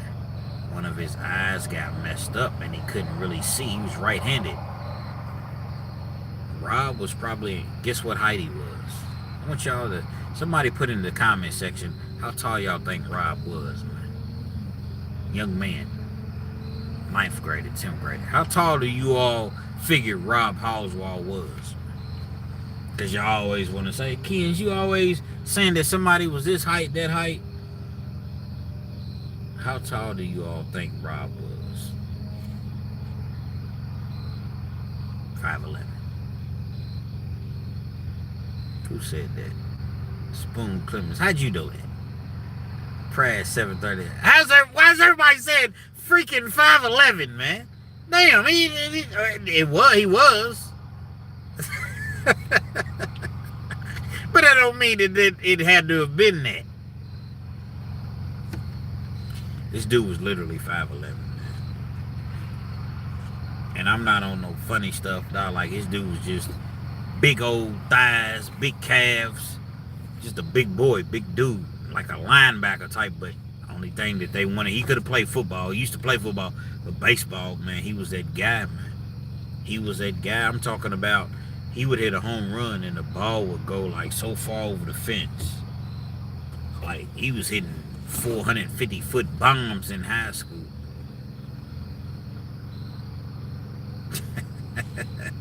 5'11" and a half.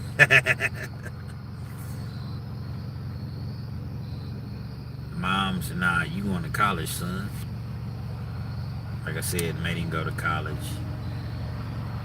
Gets in an accident his sophomore year. I didn't even know if he was going to make it. He was messed around. Comes back. I think he missed a year. I think his junior year, he missed that whole year because, you know what I'm saying? It was something like that. Missed the rest of his sophomore year or something like that. He missed a lot of time. And when he came back, he was never the same. Like, he was still good. He had like 280. That's pretty good. It's decent. That's pretty good in college baseball. You know, 8, 9 home runs, but he was never, because if he had been Rob, the old Rob, at 280 would have been probably like 315, 320, probably higher. 8, 9 home runs would have probably been 15, 16 home runs. Like, he wasn't the same. He never made it to the league, and this is no disrespect to Rob. He's on my Facebook friends list. You know, we talk every blue moon. Like, it's no disrespect, but it's just like life sometimes has a way of, and you'll look back and be like, damn, why me? This dude was a top 10 pick. Easily. Easy, like it was documented. Like, look it up.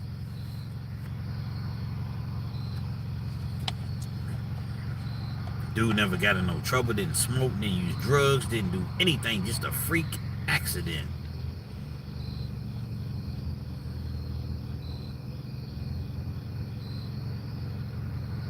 I feel you, TB. You grew early and then the growth spurt just, you know what I mean?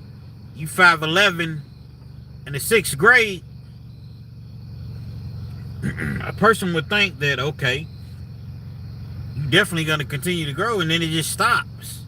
Don't mean you didn't have heart. Didn't mean you weren't a great athlete. Just like it just stops, man. Some people just continue to grow, man, and just get bigger and stronger. Like, we're put on this earth to do certain things, man. What up, Steve on the Wizard? Merlin in the building. Was good, my dog. Always supporting when I go live.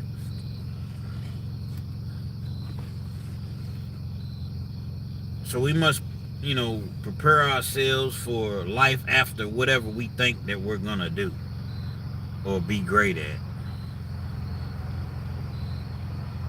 Man, that's the only thing I know is football, baseball, basketball. No, there's something that you can do. Because things are not always gonna go according to plan. You know, LeBron James was cold. But you know how many people that was probably just as good? I'm not gonna say like it's slighting what he did, but there's individuals that was as good as LeBron, but they didn't stay the course, man. Some didn't stay the course. Some got injured. That's why I respect LeBron, because he came up with nothing. Yeah, but he was 6'8" in the 8th grade and he played basketball. Yeah, but he still stayed the course, man. I don't think he's fucking with Jordan. Matter of fact, I know he's not. I came up watching Jordan, man. TB, what you think about that, man? Man, LeBron, man, I like LeBron, but come on, bro. You not fooling with Jordan. You not fooling with Kobe, man. Just not, man. Mike, man. You know, this is one of those things that I really,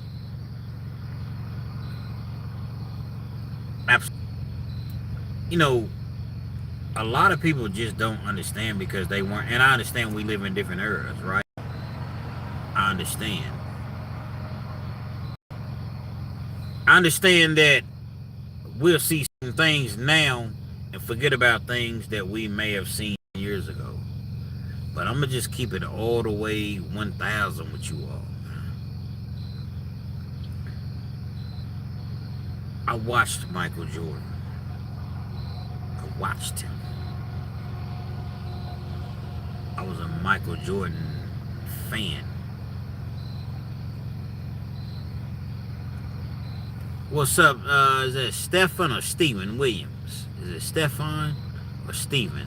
Whatever the case may be, I'm no disrespect, man. If I mispronounce your name, I'm glad to have you in the building, in the house, like kitchen sinks. I watched Michael Jordan, man. I watched Jordan to where, before I even cared if the Bulls won or not, I wanted to see. Appreciate you, my dog. I appreciate you. All the same. Stephen Williams, Stefan Williams, it's all the same. And I agree with you, TB. Jordan, Kobe, then LeBron. Dr. J, Spoon Clemens. Come on, Spoon, with that old ass shit, man. Dr. J was cold, but he ain't fucking with none. Not near 3 of those individuals I mentioned. Come on, man, let's keep it real, man. Dr. J was cold. I'm not knocking Dr. J. But he's not, Dr. J's not even fucking with LeBron.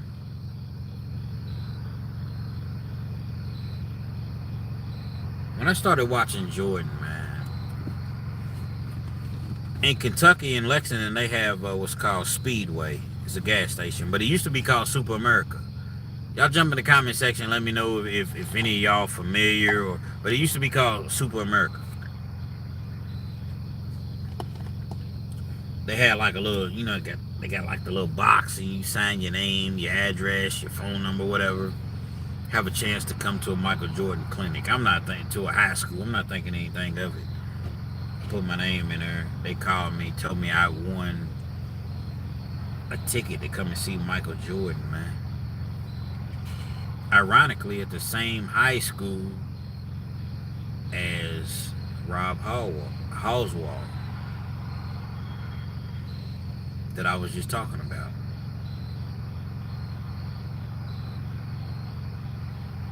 The same high school. Michael Jordan went, put on the clinic. It was full, it was packed or whatever. I was already a Michael Jordan fan. I was like, man. I wasn't tall, but I love Jordan. That was just, what kid. Sometimes I dream that he is me. Sometimes I need to be. Everybody wanted to be Michael Jordan back in the day.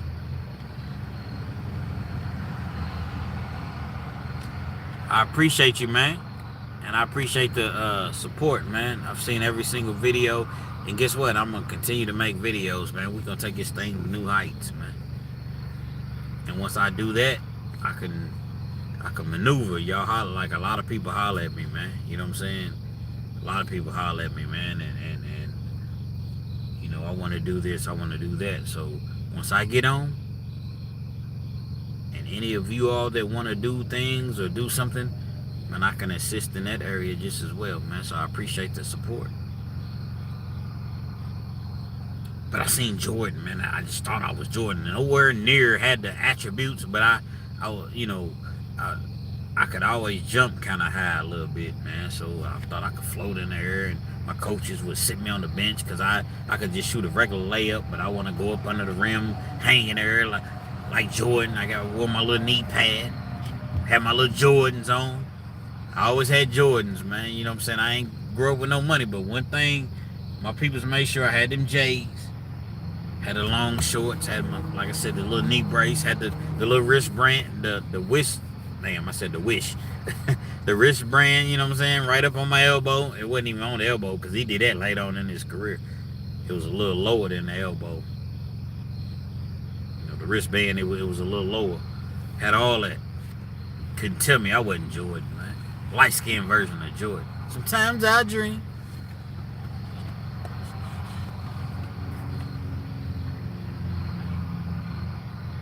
I seen this guy play, man.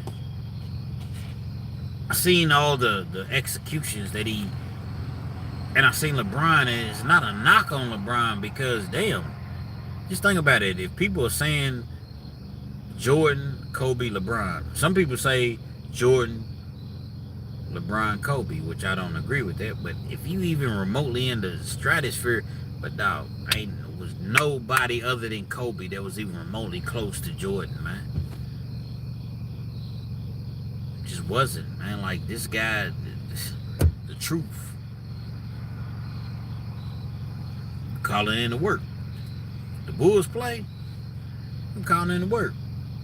You're not, and if you didn't get to see the game, you're not saying, okay, did the Bulls win? You said, what Jordan do? Yeah, most entertaining. Yeah, LeBron has the longevity. Well, LeBron's playing 22 years, okay, but that's what he chose to do. LeBron didn't go to college. So he has him extra 3-4 years. You know, Jordan only played 3 years in college, so he has him extra years or whatever. And I'm not knocking LeBron's longevity. I'm not knocking what his accomplishments. I don't care if you played 30 years. You're never going to be Mike. I don't care. Because you play longer, does that make you better? Sometimes injuries play a fact. You got NFL players, man, that, you know, you got Emmitt Smith, right? Emmitt Smith is the leading rusher in the all-time leading rusher in the NFL. But was he better than Barry Sanders? No. And I'm a Dallas fan. No. But he played longer, so guess what? He stayed healthy and he got the rushing record. Don't make him better. Stats don't make you better, man. Well, he scored 25,000, but this person scored 30,000. But does that make him better? It just depends on the circumstances of the situation. But they're all great in their own respectives. You know, I'm a sports fan. I'm just not the way that I once was, because it's too watered down now. But whatever the case may be, man, we got to rock with what we rock with, man. I appreciate y'all rocking with me for the last 2 hours. It's about 12:30. I'm about to take it in. You heard me. You know what I mean? Been working all day. And I don't know, I may make another video. I don't know. R.I.P. Kobe, yeah. And yeah, and his daughter, like, and it really, like, even to this day, it's like, damn, Kobe's not here. Like, it's just hard to imagine. But at the end of the day, Kobe, no disrespect, just a regular individual. Like, we lose our peoples, our cousins, brothers, sisters, aunties, you know what I'm saying, grandmothers, grandfathers, mothers. Like, it's part of life, man. You know what I mean? Once again, appreciate y'all rocking with me. Y'all share my videos. And we're trying to take this thing to new heights, man. You feel me? Real Kids TV. Until the next time, y'all go check them videos. I dropped 2 videos, but not actually today, but yesterday and today. Well, it's a new day, but within the last couple of days, I've dropped a couple videos. Got a part 1, part 2. What happens when they move a booty bandit into your prison cell? And that's real, man. Real Kids TV, man. I'ma holler at y'all, man. Respectfully.